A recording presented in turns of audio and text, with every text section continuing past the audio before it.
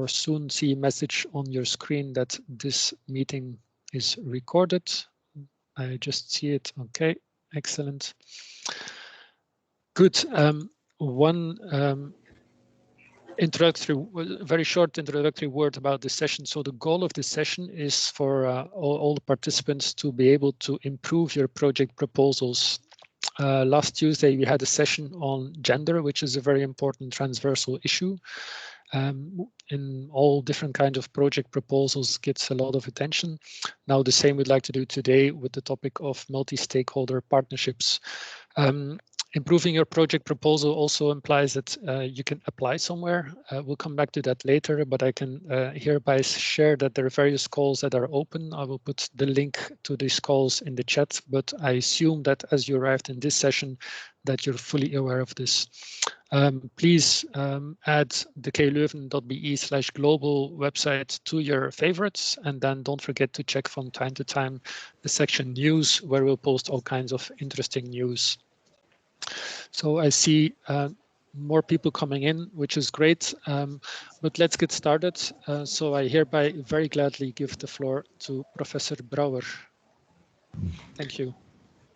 Thank you very much, Piet, and welcome everybody to this information meeting. I'm very glad that I got the invitation from KU Leuven to join this session and to share some of my insights that I learned from practice and also from theorizing a little bit about multi-stakeholder partnerships. So we've got an interesting program for you this afternoon, and I would like to dive in straight away by maybe sharing my presentation first and making sure that everybody can see it. So let me just get that going. Voilà. I just stopped mine, so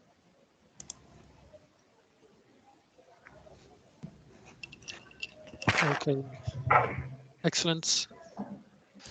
So Piet, can you see it in the right way?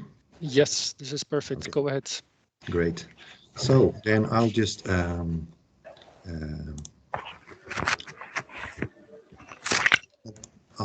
go ahead. So of course, when we talk about partnerships, I think everybody thinks that they're an expert, because I think all of us have been doing partnerships for a very long time. At the same time, in my experience, when I hear people talking about partnerships, there is a lot of frustration. And frustration is there because many people feel that partnerships is such hard work, and also the results of partnerships are often also disappointing. So this has led me, also from my own personal experience in struggling with partnerships, that became a trigger for me to actually start learning more about it and reflecting on my own experience and engaging a lot with practitioners of partnerships and facilitators of partnerships in order to learn what could be ways how we can do this better, this work of partnering. And yeah, so for today, I'll be giving you an introduction to a book that I co-wrote with a couple of colleagues here in Wageningen called the MSP Guide. It is basically, it tries to answer the question, how do you design and facilitate multi-stakeholder partnerships in a way that leads to effectiveness? And most of my experience also that is coming together in that guide is coming from the domain of food and agriculture and nature. So that's maybe for you a framing. Not all the examples are actually from that domain, but that happens to be also the domain that Wageningen University, that I'm part of, is very strong at. So we'll be, I'll be doing the introduction and giving you some insights into some principles that we found that seem to be helpful when you want to do partnerships well. And after that, there will be another colleague who will be sharing more information about a practical example of a project on optimization of the built environment in neighborhood scale. So I'm very happy that they're also part of this call and looking forward to their experience. And of course, we'll have plenty of time for questions and answers. And obviously, there will also be time to discuss your questions about the very practical information that you might need to respond to the call that is out there. That is also one of the main reasons of this call. So that's kind of what we'll try to do today. And on the right side of your screen, you see that what we'll try to cover is a couple of things. I'll go a little bit into definitions of partnerships, but not too much. But I'll also try to speak a little bit to the key challenges and success factors of multi-stakeholder partnerships, and what are the skills and competencies and methods that are required to do this well.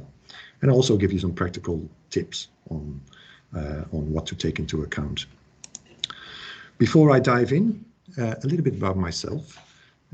I have a lot of my experience is not from academia, but actually from working in international development and working on sustainability issues in Asia and in Africa. And you know, you can read in the bullet some of the partners that I've been working with and some of my professional experiences. What is most important for you to know is that over the last 12 years, I've been working with Wageningen Center for Development Innovation, which is one of the research institutes based in Wageningen in the Netherlands that is really focusing on putting knowledge into practice, and in particular working in the domain of food, agriculture, nature, in developing economies or in lower and middle income countries. So a lot of my work has been focused on countries in Africa, Asia, Middle East, and to a lesser extent Latin America. And you can see some of the organizations that we've been supporting or that we've been working with. So if I proceed from there and try to take you into the world of partnering, I'm showing you a slide now that shows many different terms. And basically, my message to you is not to get nervous about all this diversity in terminology, but rather see them as different terms that, you know, more or less serve a similar purpose.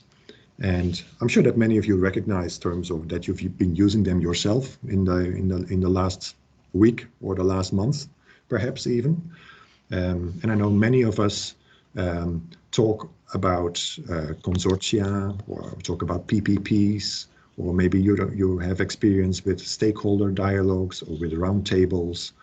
There's different terms, and they often come from different professional backgrounds. So some terminology is more popular with private sector, while in the government often they talk more about, you know, interactive policy making, stakeholder dialogues, etc. NGOs also have very particular preferences in the way how they try to describe these collaborative mechanisms. Often talk about participatory planning, learning alliance. And maybe finally, I'd like to point out that here at the bottom on the right, if we talk about PPPs and also consortia, they are very specific, typical form of partnerships. And I would say they're a little bit more restricted, because they're quite often very formal and very pragmatic, rather than sometimes the larger open networks and longer term processes that often have partners coming in and out, and where sometimes the boundaries of who is in and who's out are not even clear. PPPs are often very clear, public-private partnerships. I would say they're a very in a way, a narrow form of partnering, but they're definitely also a very important type of partnering. The definition that we often use is a very simple one. Actually, I've got a couple of longer ones, but I've chosen to give you the shorter one so that we can actually, you know, start grasping it a bit easier. And that is really one about viewing partnerships as a cooperation arrangement between a variety of actors that jointly engaged in the process of dialogue and action to solve a specific problem. And there's two elements of that definition that I just like to highlight. Of course, we're talking about multiple stakeholders, so we are also assuming a variety of actors. So some people say a partnership needs to have at minimum 3 or 2 members, otherwise it's not a partnership, but it can go up to 10, 20, whatever. Actually, I'm not so dogmatic about the number of partners. I'm much more interested to see what is the process of dialogue and action that these partners are trying to set in motion. And the two words, dialogue and action, are actually very important here, because I've been in partnerships that were really putting a lot of emphasis on conversations, having deliberations and discussions, but in the end, what happened is that the private sector got impatient because nothing was happening except for dialogue. And the private sector decided, well, this is not worth my time, I'm off. So, in other words, a good partnership has the right balance of having dialogue, which is necessary, but also action to solve a specific problem. And quite often, as we all know, the reason why people form partnership is that they are about solving a specific problem that no organization can solve on their own. That's why you need others, right? So there's usually a larger problem that is too complex to tackle, which makes partners motivated to seek collaboration and try to do something about it themselves. But as I mentioned, it's really important that the action is also there, so it doesn't become a talking shop. Now, if I try to make this a little bit more concrete about what multi-stakeholder partnerships, or MSPs as we often call them, what they're actually doing, I can give a couple of examples. So first of all, you've got MSPs that provide certain services or that implement a certain project. And I guess that some of the projects that you are at the moment conceiving or considering to apply for, they might also fall in that category. That could be anything. It could also, if we think about higher education, for example, it could be the delivery of a training of trainer for lecturers, or it could be curriculum development. So that's the number one here. The second one, an MSP could also be about generating new knowledge and brokering that knowledge and disseminating good practices. So it's really about what are the right insights and how can we use that knowledge and bring it further. A third function of MSPs could be standard setting. We see that particularly in value chains, where, for example, if it's about sustainable coffee or cocoa, different stakeholders come together to agree on a certain standard that would, ensure that more sustainability is guaranteed within the supply chain. And lastly, MSPs are often also formed in order to mobilize certain actors, or to put pressure on, let's say, government, or put pressure on business to change or to speed up or to do something different. So lobby and advocacy can also be part of a function of an MSP. Now let me take a step back and think about collaboration between different stakeholders. So assume you've got, government, business, you might have the UN on board or other donors, such as the Flemish, the Belgian government, researchers, a specific group of stakeholders that I think many of us belong to. You might have the community as a sector, and NGOs. And what I'm going to show you now is actually, I think some people have found it quite shocking, because if you try to research what some of the stereotypes are that sectors have about each other, and these are often not outspoken, but these are things that people think in their minds about another sector. And if you look at them, I'm just going to project them all on the screen now. And if you take a moment to just read some of these terms, you will find out that there's one thing that they all have similar, which is that they're all quite negative. If you look at the government, starting on the left, if people start thinking about governments, they think, oh, government, very bureaucratic, they're very slow. They're also, they're very dogmatic. They're often inflexible with their conditions. They are very controlling in terms of their politics.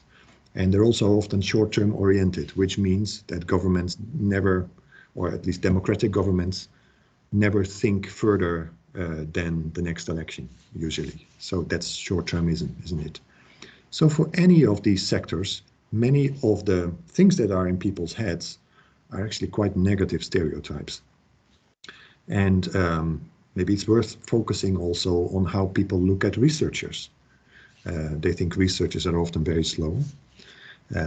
They sit in an ivory tower where they reflect and produce knowledge, but have little connection to what's actually happening on the ground. They never have, or they hardly have an impact focus, and they're always asking for more money. So usually whenever you involve a researcher, it is like the first recommendation is always, we need to do more research, give us more money. So that's what many of people in other sectors think about researchers. Now, the message of this slide is not to make you feel bad, but it's really about trying to see that if we can't get beneath these stereotypes, there is little chance of building genuine partnerships. And so one of the first tasks that you have if you want to set up a new partnership is to also self-reflect and think, if I'm starting to work with a business, what are my deepest held ideas and notions about working with the private sector? And can I get beneath them? And quite often what you will see is that not that all these stereotypes are not true. Some of them are actually quite true. And in the course of your partnership, you will see some of them confirmed. But there are many, many situations where you might be surprised if you suspend your judgment a little bit and give that partnership and this genuine partnership a real, if you give it a real chance to grow and develop. Now, in the book that I wrote, the MSP Guide, what you see on this slide is basically the table of content with a bit of color. What today's focus is really about the blue and the green part of that book. And I think in the invitation, you might have seen the link where you can download the full book as a PDF for free. It's, by the way, also available in Spanish and in French. But what we're going to focus on today is the nuts and bolts of what happens in the process of partnering. And some of the more kind of the practical tools that you could use and how to facilitate partnerships. That's also something you can find in the final sections of the book, but we're not going to do that today. So if I think about how you could categorize a typical partnership developing, and of course this is very, very risky for me to do because this process model that I'm currently sharing on the screen is really it might be different from context to context really, but there are some generic principles that seem to happen in any stage, in any partnership when it travels through different stages in its life. It first starts with an initiating phase where somebody has the idea of a partnership. And in your case, it might be that you've heard about this opportunity for this call of the Belgian government to apply for these new funding modalities. So you're starting to initiate by thinking about, hey, this might be an opportunity to form a consortium or to create a new collaboration to respond to this opportunity. And in doing so, there's a couple of things that you might want to do. And in the MSP guide, you will actually see, oh, Piet, did you lose my screen? Yes, it seems that the presentation stopped. Yeah, I'll get it back, no worries. It's a bit bizarre. We had it a few times, voilà, it's back already. Thank you, please continue. Yep, okay, yes. There we are again, right? So if you start with an initiating phase, that's really kind of the first step that you do. And in the MSP guide, as I mentioned, there are some questions that you can ask about each of these phases. So the initiating phase, adaptive planning phase, collaborative action phase, and reflective monitoring phase. And that's kind of the generic direction of how partnerships often proceed. But you will see in these little black arrows that sometimes you can go back and forth. Like, for example, I've been working with partnerships that were already really implementing, so they could be considered to be in the collaborative action phase. And then the COVID pandemic happened. And suddenly, you know, they had to re-strategize. So they had to go back to their adaptive planning phase and so on. So sometimes it goes a little bit the other way around.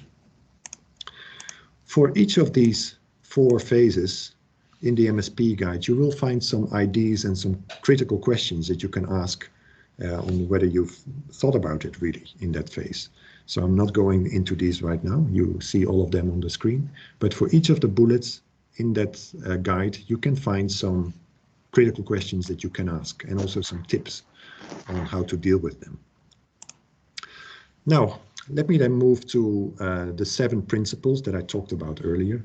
You see them on the screen here: embracing systemic change, transform institutions, work with power, deal with conflict, communicate effectively, promote collaborative leadership, and fostering participatory learning. And these are the 7 that I would like to go into a little bit more in detail. So let me start with the first one, embracing systemic change. And this is really about recognizing that what partnerships do is try to tackle really complex problems that they cannot solve on their own, right? That stakeholders cannot solve on their own, or partners. So they need each other to do that. Intervening in those complex problems is like, you know, you're engaging in a systemic change process, which means that the usual logic that applies if you implement a project and use project management methodologies often don't really apply, because in a systemic,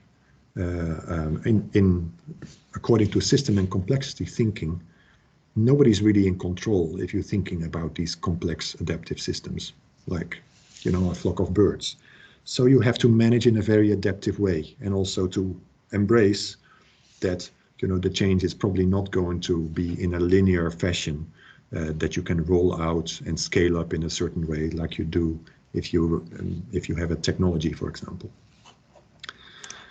Secondly, we often stress that one of the success factors is that you think about institutions and how they transform. And we use institutions really in the sociological sense of the word, like it's not necessarily an organization, but an institution is basically all the way how you do things in a certain way, how in certain cultures, how the type of agreements and norms and values that make ordered social life possible. That's an institution. So an institution could be, you know, the way how we greet each other in a certain way. So that has actually changed after the pandemic, as we've all noticed. We don't shake hands anymore and stuff. Now, that's a small example, but other examples of institutions are things related to gender, which was part of yesterday's seminar, and also things like money or banks or the legal system. Those are institutions, and maybe with your partnership, you won't be able to change them, I would say, because transforming institutions is something that takes a generation. But if you're not aware of institutions and how they drive certain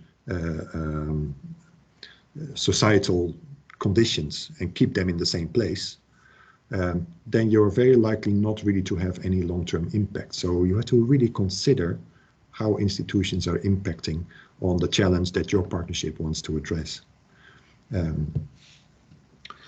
And remember that institutions can be bad, you know, some institutions, they actually promote or keep corruption in place, but there are also institutions that are actually quite positive and that can support also the type of changes that your partnership wants to create. The third principle is about working with power. And sometimes when we have partnerships, people assume that, you know, because we all want to do the right thing, that people will leave their power identities at the doorstep when they enter a multi-stakeholder meeting. That's actually not the case. I think in a lot of cases, the power inequalities that are there are often reproduced in partnerships, and we should be very, very aware how that is playing out. Now, power can be something bad, because the people who often have power are often not willing to share it, and that is creating inequalities and also often, makes partnerships not really effective. But power can also be good, and there are certain amounts of power that a partnerships need to develop or need to tap into in order to really affect change. So it is not so much about that I'm against power, but I want to sensitize you that you have to be able to work with power and also be aware of the way how power is influencing your partnership, even if you think maybe it doesn't play a role or it's not being made explicit. And in the next slide, I'm not going to talk much about this particular slide, but I really want, this is based on work of some of my colleagues at Wageningen University, who've been really looking at what are some of the capacities that are needed in order to make partnerships really more inclusive. And as we know, inclusivity is often something that we put in our proposals or that is part of our research projects, but it's actually quite hard to do.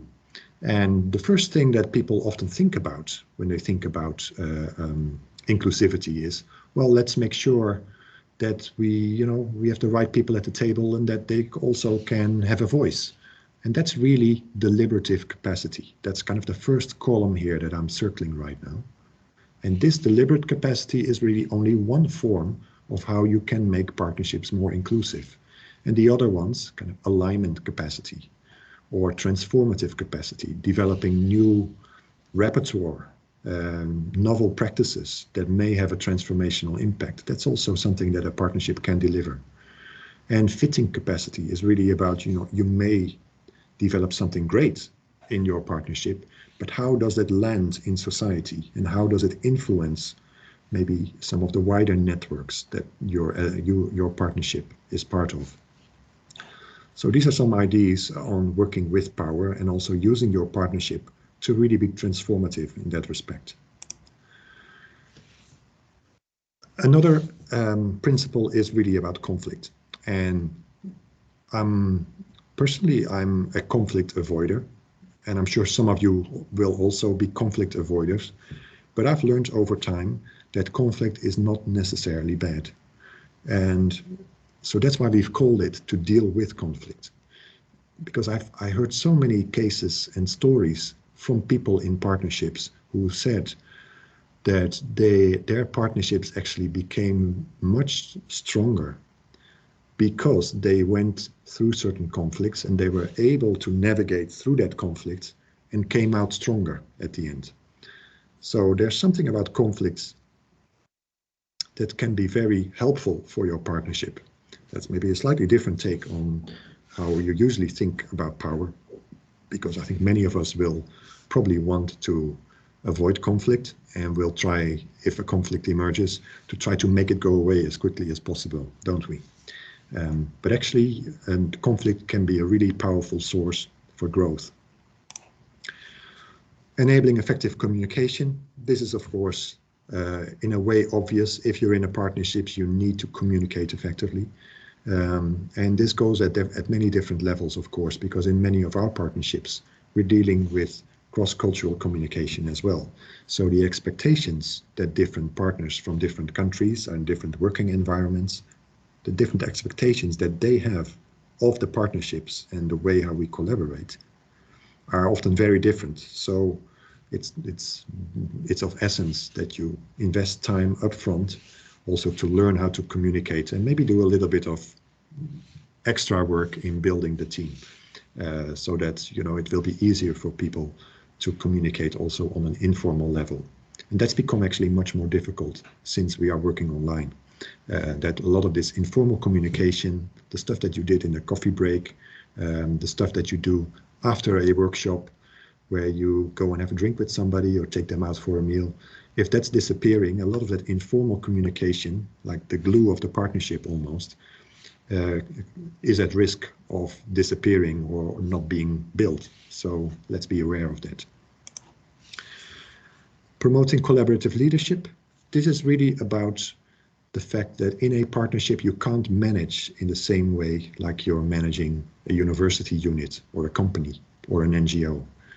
In a partnership, it's often not clear who's really in charge. And even though there might be a consortium lead and you might have, some governance structure in place, what you really want to do in a partnership is ensure that as much leadership capacity from the different partners is being utilized. So just having one big boss who is, calling the shots can be very disempowering for other partners. So promoting collaborative leadership is really about utilizing as much of the leadership resources that are there in the team. Finally, fostering participatory learning. And this is not learning in the sense of capacity building and doing formal education that allows you to get a certificate of something that you've learned. No, this is really about seeing a partnership and the journey that you embark on together as a learning opportunity, an opportunity to make sense of a problem that you really don't understand right now.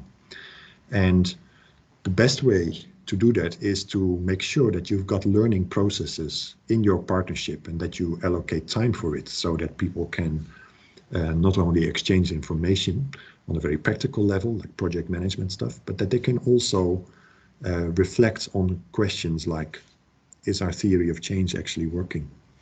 What assumptions do we hold about this partnership? And can we check those assumptions and whether they're actually valid, or should we revisit them? Now, in the MSP guide, you will find some participatory tools, and many of them can also be done online, actually. So some of them we kind of developed them, or we have practiced them in workshop settings where people were face-to-face in the same room. But quite often we've also adopted them to be used online nowadays, of course. But the main message of this slide is that in a partnering process, there's often a certain order in which things go. And if you read this slide from the left to the right, you will find that first there is a phase of connection where partners come together and they may not really know each other that well. So it's just about who are you and why are you here? Why are we doing this? And after that, there's a phase where you will have to create a shared language. And let me kind of click a little bit further so you can see how I've tried to interpret this. And so if you go from the left to the right, you will see that a partnership at different phases of its lifetime actually needs different inputs and also needs different tools. And in the very middle, you see this divergence and this co-creation phase.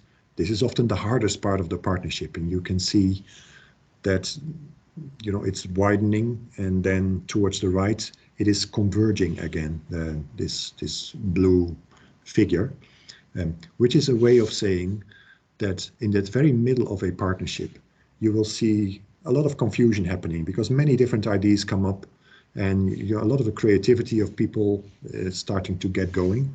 And sometimes people in the middle of this phase, they get confused and they say, there's so much going on now and it's very hard to coordinate this.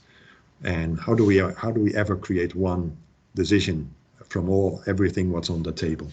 So that's where you need tools to really start co-creating and to converge, make decisions, and also to make agreements where people can commit to. So that's really something that the MSP guide also offers you. For each of these stages, it has certain tools.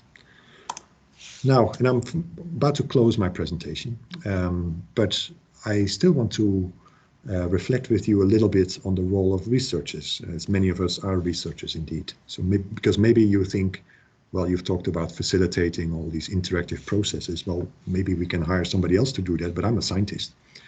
Well, even if you're a scientist, there's good reasons for you to be involved in partnerships. And we've been thinking a lot at Wageningen University what our role is in society, and I'm sure in Leuven and elsewhere, the same discussion is also taking place. And this is just a reminder, this picture, that this is just a typology of 3 types of knowledge brokering, of different repertoires really. And the one on the left, the supplying, that is really the classical way how researchers create and generate knowledge and then, you know, share it with the clients or with society, and just leave it up to them to do whatever they want to do with it. And researchers who are really specializing in this, they often tell me that they say, you know, I don't want to be kept on a policy leash. In other words, you know, I'm not going to be involved in a lot of the policy and political stuff that's happening after I have submitted my advice. I just want to get the greatest science out there, and I want to package it nicely and then give it to somebody else to do whatever they want with it. These other 2 modes of knowledge brokering are a little bit more interactive. So bridging, for example, is really about how can you package the knowledge and, you know, select the right type of knowledge so that it becomes usable for people in a specific context. And also, so there's much more interaction with the users of knowledge as well. And the 3rd type of knowledge brokering is really about facilitating and also recognizing that there's different knowledges, plural, that are, you know, often important in order to make a partnership work and deliver. And the integration of these different knowledges, that's really the challenge then that universities and researchers, that they really have. And that requires a lot of partnering, a lot of back and forth, and also a lot of convening of different stakeholders to really test and validate and, you know, highlight certain knowledges and try to find out, you know, what the real value is in all these knowledges, and also apply an academic method in order to prioritize and validate and codify some of that knowledge. So I'll close with a very brief example from South Africa, which was an example that my university was involved in some years ago. This was really about a challenge of, I think, 15 agricultural colleges in South Africa that were transforming into agricultural training institutes. And you can imagine that has a lot of implications for all of them. So we were asked to work with these colleges. And one of the things that we did, because each of these colleges, they had their own challenges. So the one thing that was really helpful in hindsight was to create communities of learning and action, COLAs. They would be composed of people from different colleges, and they would have these joint communities of learning and action on, let's say, competence-based education, or about gender in education system, or about some other topic that was like cross-cutting for them. And by working together on that, it really smoothened the transformation that they were going through, and it really added value to them. So this was an example where Wageningen brought in some of its expertise, but also was helping to facilitate a process where all the knowledge and expertise of these agricultural colleges was also being utilized effectively. Finally, some practical tips. And of course, let me start with reminding you again of these 7 principles that I've mentioned, but there's a couple of other ones. First of all, context. Context really, really matters. And I think it's not only in international development, it's also thinking about what are some of the sectors that my partners are involved in. If you've got private sector partners on board, that's a contextual factor that you also need to recognize. The world looks very different if you are coming from a different sector. And partnering always means contextualizing and trying to put yourself into the shoes of others. So that's really about context. Sensitivity to cultural differences, we talked about that. And I think this is not only kind of a good principle to do anyway, but also it can increase the effectiveness very, very much if you're able to mitigate conflict and also, prevent some misunderstandings. The price of dealing with that can be very, very high. Having a clear vision is really, really important, of course. This sounds like a no-brainer, but you will be surprised how many partnerships I've been working with that really can't agree or articulate a clear and shared vision. It doesn't mean that you need to agree on everything, because each partner will come with their unique and individual motivations. Some might be in it for the money, some might want access to a network, some might want something else out of it. But irregardless, a clear and shared vision is really one of the critical points. Partnership agreement. That is a tip that I'm giving you, which also sounds like a no-brainer, because I'm sure many of you are used to signing collaboration contracts or stuff like that.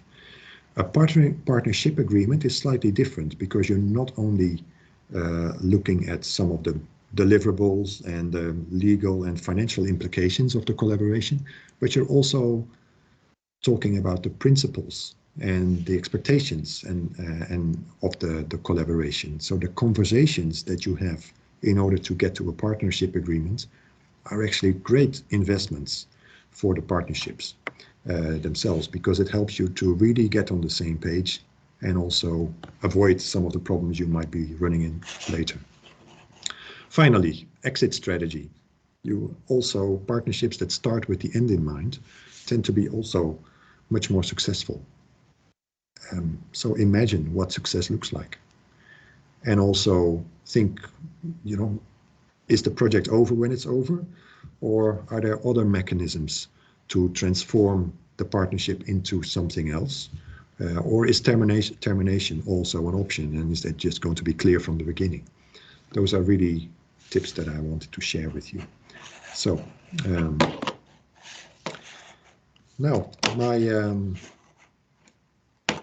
mouse is failing me. There we go. Pete, I'd like to finish my presentation here. This is the book that you can download if you wish, or if you haven't done so already. And yeah, I want to thank you for your attention so far. I'm also looking forward to the examples that will come, and also to some questions that might be there. Thank you. Thank you very much. Let's see if we can avoid the echo. Okay. So meanwhile, I put also the link, which was on the website with the registration, the link to the book you referred to. I put it also in the chat, so people who would not yet have done so can download it here. Thank you very much for the very interesting presentation. I myself am very curious if Sihan will give a nice example, if he likes Cola, if he created some communities of action and learning, and then whether he finds himself in the different aspects that were mentioned by Herman. Wondering also what kind of scientist you are, Sihan. Are you more a supplier, a bridger, or a facilitator? So please share your screen when ready. So Sihan will present one example of what we consider a best practice of a multi-stakeholder collaboration project, but I'll leave Sihan to explain it further. Please go ahead. Presentation is loading. Yes, it's there. Perfect. Thank you. Thank you, Pete. And of course, thank you, Professor Brouwer. I think I really like the term of the honest broker. I'm not sure if I am one of them, but I think the framework that was provided in the previous presentation is indeed very structured and an informative one, and I can relate to a couple of aspects. In my presentation, I'm not sure if you would see such a structure, but I'm sure you would relate to a couple of important issues that were already mentioned. So our project is a multi-stakeholder project for young researchers. I was lucky to have this chance to apply during my first months of postdoc research in KU Leuven. But then we managed to receive the grant and enjoyed a good deal of 1 year with our colleagues in Vietnam. So we are collaborating with them. So our topic was the optimization of built environment in neighborhood scale, and we are focusing on urban heat stress. But of course, in this context, I would like to focus on the multi-stake approach that we conducted. Sorry, okay. So what actually was a success factor in our case was that I followed an already available research collaboration between TU Leuven and Hanoi University of Civil Engineering. But of course, a new project with new partners is always a tricky aspect as far as I can see. But on the other hand, I think we used a good methodology to be inclusive and participatory for each partner. What we followed was a quadruple helix approach, and you will see that it has strong relevance to the previous presentation. And our aim was to develop a collaboration and in the end, hopefully a practical business model that provides input and also benefits from public, private, academic, and governance sectors. So the structure of the project followed this quadruple helix approach, and we interpreted it into our context, and we sort of have an partner mapping in the beginning of our project. On the other hand, as you would assume, the beginnings are always fast, and it is the point where the communication just starts. And of course, in the planning of so after we get the grant, I can say the actual planning started, because then we had the commitment, we had the parties that were in a project framework. So without the grant, there were letter of intentions, but it wasn't possible to put the efforts of all partners together. So during the application, mainly the academic partners prepared this application, but after we had the framework, we focus on the multi-stake approach, as you can see in the slide. About the planning, I think I've been quite open, both in planning and budgetary wise with our partners. So as mentioned, in such a collaboration, there are already some obstacles like cultural differences. With the COVID, it is the online, continuous online communication. So I think letting out some of the doable aspects, such as the budget. Sometimes it could be one of the most important aspects that is not transparent. I didn't follow this way. Budget was always clear to everyone and is open for discussion. And I think this also provided a good flexibility. For example, this project called multi-stakeholder approach was for capacity increase of young researchers and increasing their networking. But how do you do it in a COVID situation? In the budget, we still have a traveling budget that we still keep it for traveling to Vietnam, but it is now used as a differently due to the restrictions.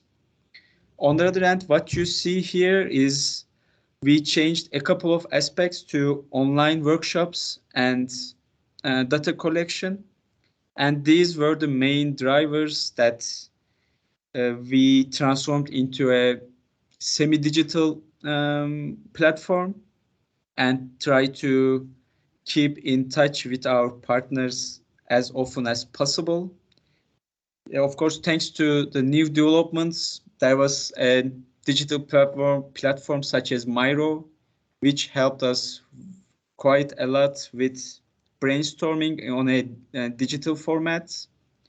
And I think now both sides, Belgium and Vietnamese partners, are quite accustomed with such tools where we don't have in-person communication. Of course, what we see both on the content, so our content was urban heat stress, so in the built environment, but also in a general manner, the integration between stakeholders was really limited. So in this partner map, the bold partners are the core partnership for this project, who has signed a memorandum of understanding, and the rest actually joined later to the project. Actually, Pete asked me about what was our best failure. I think I will mention about that. So in such a partnership format where there's a core partners and there are, let's say, observing or participatory partners, we had a civil society partner in Belgium, which we valued during the application, and it was also considered as a very good partner from the international office, but we learned that they were not in the eligibility list. So what this yielded for us was that BBL was together with us for a while, but after a couple of months, due to a lack of tangible connection, and I think due to, again, the COVID and the overloading of online meetings, they just wanted to leave the partnership. And this created a gap in the quadruple helix in Belgium side, and we still feel this gap and trying to fill it up with some other partners. But of course, as you know, the core partnership is formed during the application, and then it's a deal. It's already a signed deal and not easy to repair afterwards. On the other hand, the social partner in the Vietnamese side was indeed really committed, and maybe it might made up for the lack of commitment on the other side, which is an advantage of a multi-stakeholder approach together with two countries, because we have partners from each stakeholder in both countries, so they can make it up for the partner on the other side of the partnership.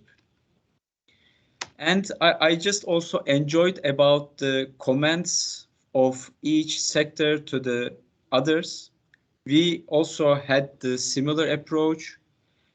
During our workshops, what we asked was to have comments on different stakeholders. So this is an online workshop platform that you see, and what we asked was from a civil society partner to have a comment on governance, academia, and other stakeholders. This way, each stakeholder could see the comments from other stakeholders, and this opens up new ideas or discussion points which we benefit from the most. And in the end, we trying to achieve a long-term partnership, not just only limited to the duration of the project, but we see this project as a stepping stone for a longer period of collaboration, and we will use these inputs for our application for a Teams project. And then we will see how the content and the collaboration that we generated in this project will yield more results in the coming years, hopefully, of course. And thank you for your time. So I might be the one that presenting this, but we are like a collaboration. So we want to display ourselves as a group, not as a person. So thank you for your time. And I also thank on behalf of my colleagues in the collaboration. Thank you very much, Sihan. Very interesting presentation on how such a collaboration can actually be molded in reality and what it all implies. Perfect.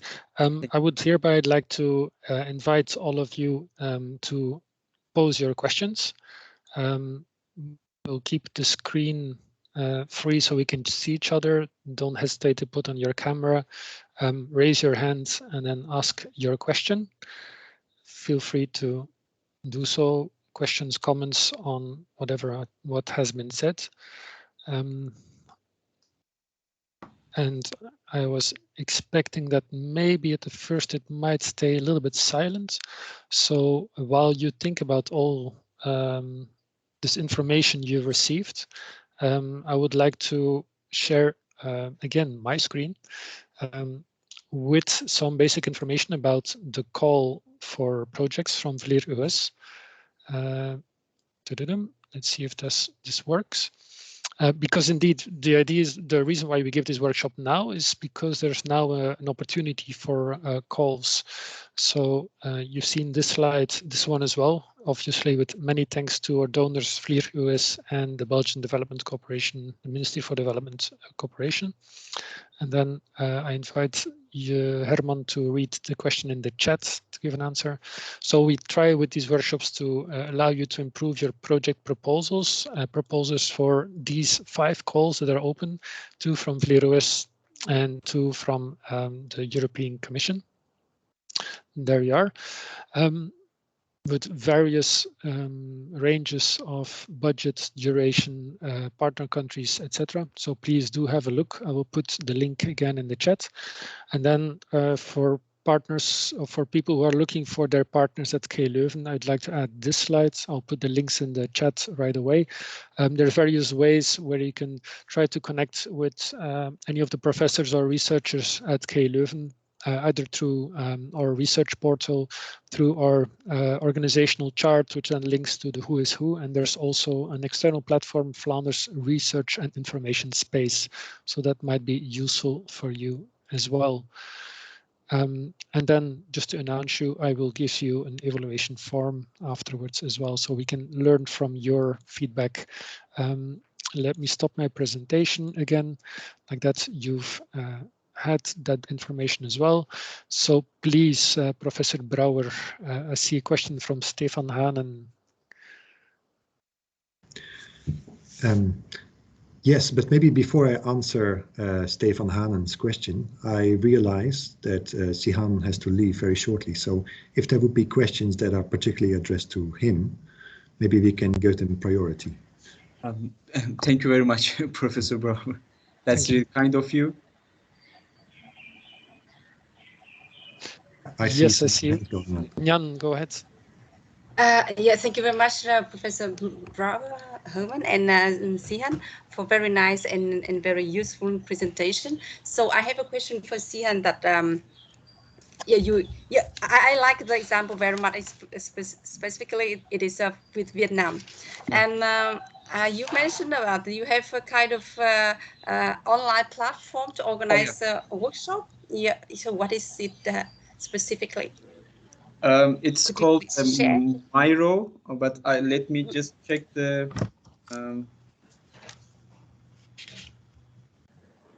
I think you can just enter miro.com. I will write it here.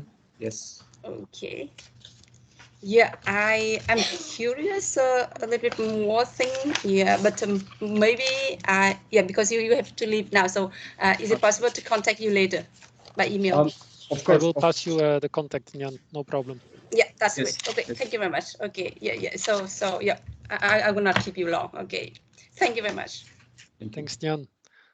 Any other questions for Sihan before he leaves? Feel free. Then the practical advice, if you want to use Miro, please test it yourself on forehand before you launch it in a big workshop, so you get to know the tool a bit better. But indeed, a very useful tool, very interesting. Yeah. So Sihan, again, thank you very much for Thank you for your very kind contribution. And yeah, this workshop led at least to one more contact that you'll have in Vietnam. So I'll pass you the contact of Nhan. Thank you very much for the opportunity as well. Our pleasure. And sorry for my early leaving. No problem at all. Have a nice day. Okay, then we go back to Herman. You've seen a few questions in the chat. Feel free to pick one and give some insights on your behalf. Yeah, thank you, Piet. Indeed, let's start with Stefan's question, because I see that some other people have supported that question also. So apparently it's a question that keeps many people busy. And I think you're very right that we see in many partnerships something called stakeholder fatigue. And that is unfortunate, but I fully understand why many organizations that have all embraced partnering as like one of the main ways how they want to do their work, that they are sometimes a bit tired of partnering also. And I think there's two main reasons for that. One is that some of the organizations that are very good at partnering, they often get asked, or, you know, so they are overloaded with requests to, you know, join certain partnerships or get represented on certain stakeholder meetings and so on. So that there's that aspect. The other aspect is that quite often at the start of a partnership, everybody, you know, thinks, you know, this might go easy, you know, and so the expectations that are expressed at the start of a partnership are often that, you know, this won't take so much of your time, and, you know, a lot of things have been prepared already, so, you know, you only need to step in, and, you know, so I often hear these type of sentiments being expressed as a way to get the right people on board, while of course a partnership is often much more time and much more effort than you think in the first place. To keep stakeholders committed and engaged, there's a couple of things that we found to be really, really effective. And of course, in an online work setting, you also have to limit the amount of screen time that you force people to have, because I don't know about you, but for me, if I spend too many hours a day behind the screen, I really get cranky. So it's really tiring, but there's many other ways how you can still maintaining communication. So with some of the teams that I'm at the moment really engaged with, we do much more via WhatsApp than via calls where we talk at this very moment. That's just a very practical example. But I can imagine that keeping stakeholders engaged is not just a matter of making sure that the communication is there and that you invest in it. Sometimes you also have to be realistic that partnerships have maybe in some situations a short shelf life. So there may be partnerships that come up that fulfill some purpose in terms of building a network or delivering a very specific output or a product, and that after that you shouldn't strive to keep your partnership alive all the time. It might be very well to terminate the partnership or have the conversation, how can this partnership transform into something else? Is it time for something new, or can it be disbanded without anybody losing face necessarily, or see it as a failure? Sometimes partnerships, it's good that partnerships are actually time-bound. So yeah, I haven't found the magic bullet on how to avoid stakeholder fatigue. The one thing that I've done lately is as soon as people have started to come up with ideas for partnering, I've tried to ask them very critical questions about why this partnership is really necessary. And the question about necessity sounds a bit nasty, but I think it's really important that we really try to also be respectful of the time of our colleagues and of other potential partners, because quite often by default people will choose for the format of, oh, let's form a partnership, or let's do this together as a consortium, while effectively maybe some issues and also some specific projects could well be managed without having all these stakeholders on board. Now, what I'm saying sounds a little bit dangerous, because I've just been saying to you the opposite, that maybe you need to engage stakeholders and make sure that they're all on board if you want to work on a collaborative problem. But I've lately, in the last few years, I've seen many examples of problems that I thought didn't require such a heavy steering group of 15 stakeholders. I thought this is just a waste of people's time, and sooner or later people will get really tired of it. So also managing the expectations and also being modest in your claims is, I think, also something that we should aspire to as a way of being professional partnerships practitioners. So maybe those are some thoughts about Stefan's question. I hope, Stefan, that it makes sense, or that it rings a bell for you, because I'm sure that you've had some experiences yourself, otherwise you wouldn't be asking that question. Shall I go to some of the other questions? Yes. Okay. I see one question from Gisela, and then we'll give the floor to Laurens as well. You can pose this question live afterwards. So how can informal institutions without formal structure take part in the project as stakeholder? Yeah, good question, Gisela. Thank you. I think that's often that's a real limitation of some of the funding models behind partnerships at the moment, because I'm not sure how the Belgian government is managing this process, but in terms of the eligibility for different partners in a consortium, there are often quite strict rules. And I think in Wageningen University, at least, we've been having lots of discussions about whether or not these models of funding and of contract management that we are applying, whether they're actually helpful for the type of development problems that we are engaged in. And what I practically mean with this is also referring to the decolonization of aid discussion that I'm sure you're familiar with, where sometimes in the practices that we have or that donors have, we can also reinforce or replicate some of the colonized mindsets or practices that kind of also may exclude others from participate in a meaningful way. Now, if you still want to make sure that you can get informal stakeholders on board, of course, the best way would be to argue with your donor to say that this is a really important informal institution and we'd like to work with them one way or another. So please help make this possible. So do that advocacy work. That's one route. The second route would be to make sure that you create maybe some extra spaces where you can engage with those informal institutions. And to give you a practical example, I've been in some partnerships that had, well, in Dutch we would say klankwoordgroep, but I think in English it's like an advisory board. And those would be people that we would be drawing in with the specific terms of reference and saying, please challenge us whether or not we're meeting your needs or not. Even though formally you can't be part of the consortium, we invite you in this space and challenge us. And that will be your role to really speak truth to power in a way.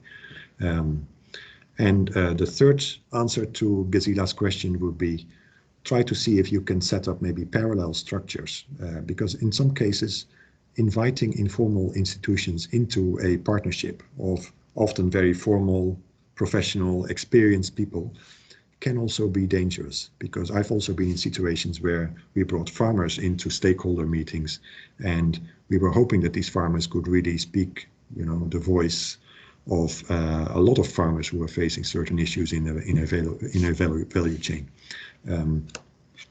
But as soon as they joined the meeting, I realized that they felt very uncomfortable. They didn't speak the language so well. They also didn't know the abbreviations that people were using. They basically felt intimidated. So I realized now, I learned that I was setting up people for failure, and that wasn't a fair practice for me to do, even though I thought I was doing the right thing.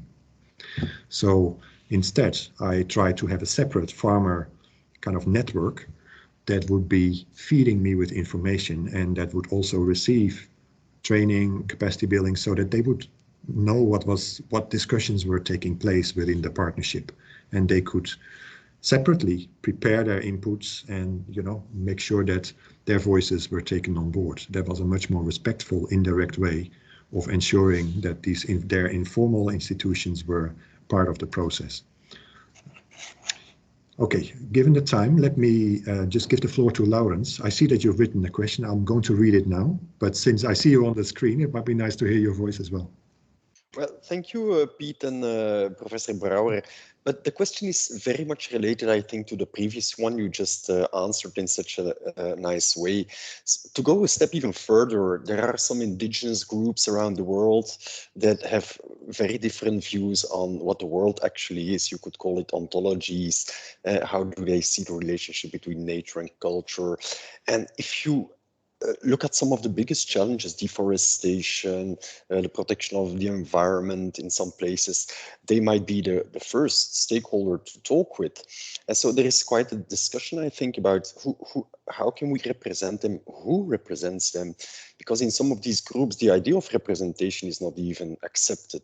So there is David Kopenawa of the Yanomami, for example, in Brazil, the big Yanomami leader. But the Yanomami themselves say, but he's a product of negotiations with partners that we feel threatened by. So they have co-opted him in a way. So this is more going to power and culture.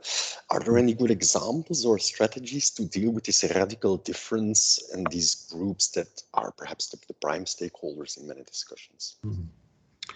Yeah, thank you, Laurens. That's a great question, and it's also a difficult one, because indeed some of the global structures that have been set up to form policy on things like deforestation or sustainable agriculture, or you name a sector that is part of the SDGs, the Sustainable Development Goals. There are these structures that have been trying also to create space for other ontologies, as you say, or for other knowledges. But quite often, a lot of that knowledge is not codified in a way that many others can understand it well. So you're very right that quite often the people who represent indigenous groups, they feel that they have to make the translation of those ideas in order to make it palatable and understandable for mainstream decision makers and policy makers. And in doing so, they indeed sometimes alienate themselves from the very people they represent.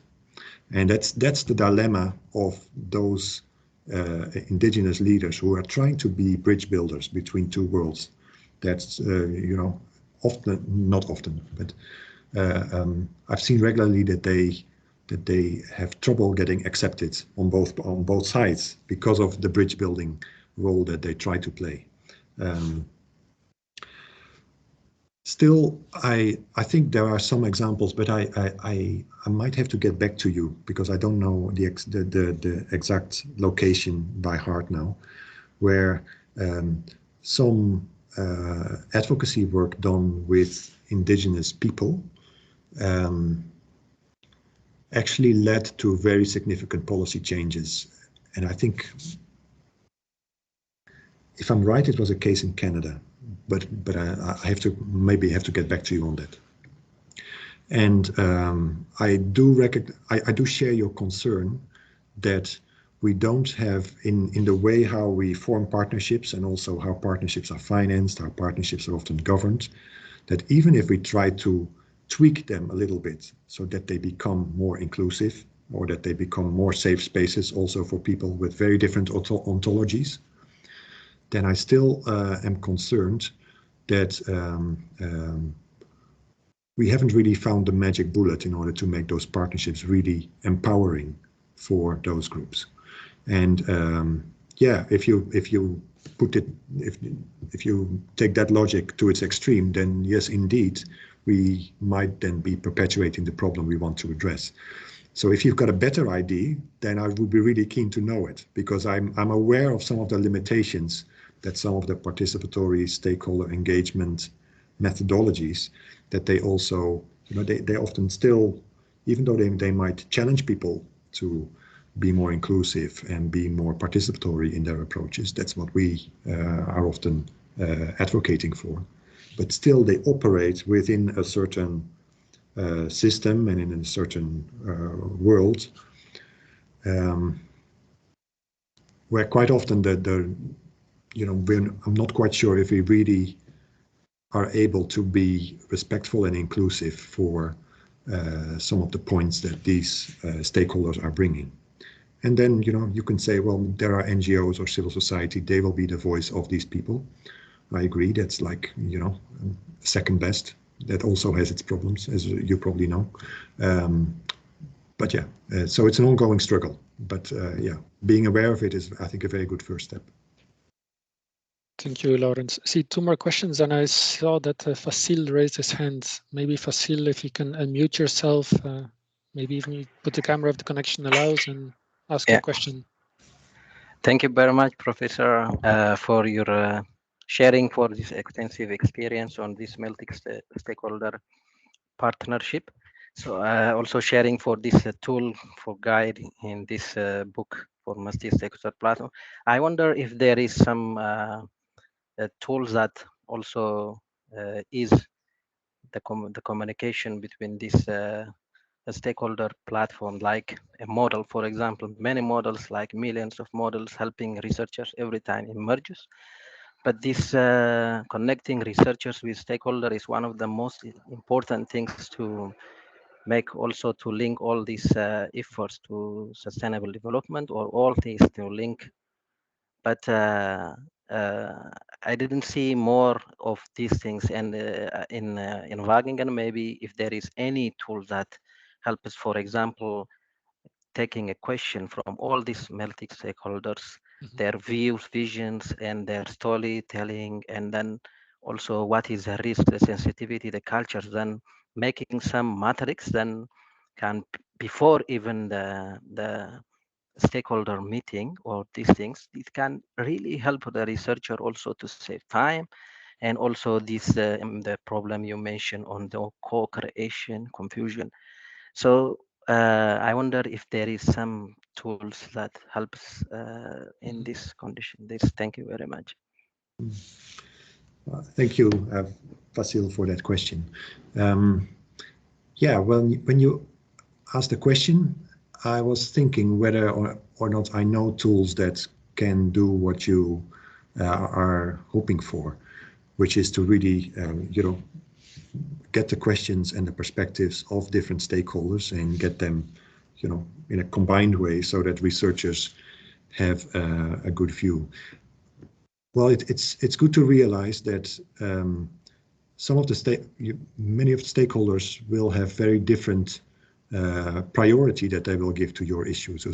So there is a risk that if you ask stakeholders a question of a topic which is really important for you as a researcher, that you know, you will get some responses from some people, let's say government officials. Maybe they will answer your question, but maybe for some of the private sector stakeholders, you know, they might not find that a priority question, so they will not answer. So the same with people who might not be so familiar or don't have access to internet or things like that. So the type of bias that you create by any tool is there, I think. So at the end of the day, in my experience, you always need a combination of tools that can help you to bring it all together, and also tools that are just about talking to people and getting people's perspective based on building a relationship. And for researchers, it often means getting other researchers or getting partnerships with others who have access to these networks. So in many of the partnerships I am involved in, a main reason to also involve NGOs is partly because they have access to certain networks of community members, in my world, often farmers, for example, that researchers do not have access to. And if you really want to get access to some of that information and be able to combine it, then researchers alone are almost powerless. You know, they can send out questionnaires, they can, you know, start doing calls, but they better go through some of the intermediaries that have really warm, established, trusting relationships already. I'm not sure if I fully answered your question, but thanks very much. And I just want to check with Piet. We still have 5 minutes, isn't it? So, and there's still a couple of other questions to take. There's correct? Yes, that's correct. Stefan wanted to react to your previous comments, and there was one question from Ishetu. Is it important to raise the common stereotypes and discuss them among stakeholders before building a partnership? And if so, are there some tips to do so? Yeah, I would be very careful to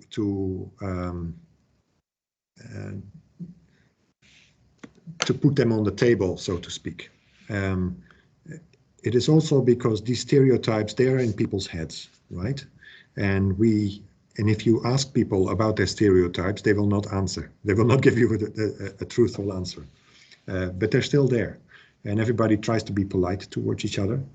And I think the best way, what you can do, so instead of having a discussion about stereotypes, I wouldn't start with that, I would say.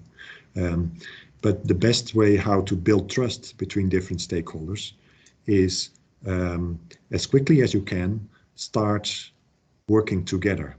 Yeah, so instead of talking about trust or talking about the partnership, start to take small steps to work together, because that's the quickest builder of trust. And what I mean with that is that across cultures, in any culture, the amount of trust that you have in somebody else is increasing if you see that the other party is keeping their commitment or is doing what they promised. That is kind of the main trust builder. You want to, you know, speaking nice words or, you know, having the right conversation is great, but what speaks much more stronger than words is actions. So try to take small steps in working together, making sure that you can be trusted, that you deliver on your promise. And that's the way how often, you know, gradually these stereotypes that people have in their minds, how they start reducing and reducing. Thank you, Ishetu, for that question. Piet, what shall we do next? Stefan, you raised the question first, received an answer, and now you mentioned you had some addition points. Please feel free to join the meeting, and you have an extra participant here. Good. Hello. Thanks, Piet. No, I didn't want to hog the last 2 minutes either, but I just wanted to add that for me, what I've seen that really can kill any sort of collaboration capacity that you might have built in initial stages is that you are not giving back to stakeholders. So you are not mapping or harvesting their inputs, but then also not processing it. And we've seen it go horribly wrong in some projects where the research team had a very good idea of where they wanted to go, but the inputs from the stakeholders were sort of conflicting with this. And when the researchers tried to sort of force that route, stakeholders said, look, we will not further engage with you unless you take these and these and these points on board. So that's maybe another addition for me, that giving back is such an important reflex to have, and that really helps build a continuous engagement. So. Thank you, Stefan. That's an excellent point, and I fully agree with you. I think a lot of researchers are actually in the habit of so much, being so curious and so focused on extracting information. And of course, the typical products that we have of giving back often come too late, or they come in a form that nobody really understands, except if you're in the same field. So like articles or presentations at conferences that are very, you know, specialist. So giving back can mean something, really something else than feeding back your research results in a palatable way. It can be something else as well.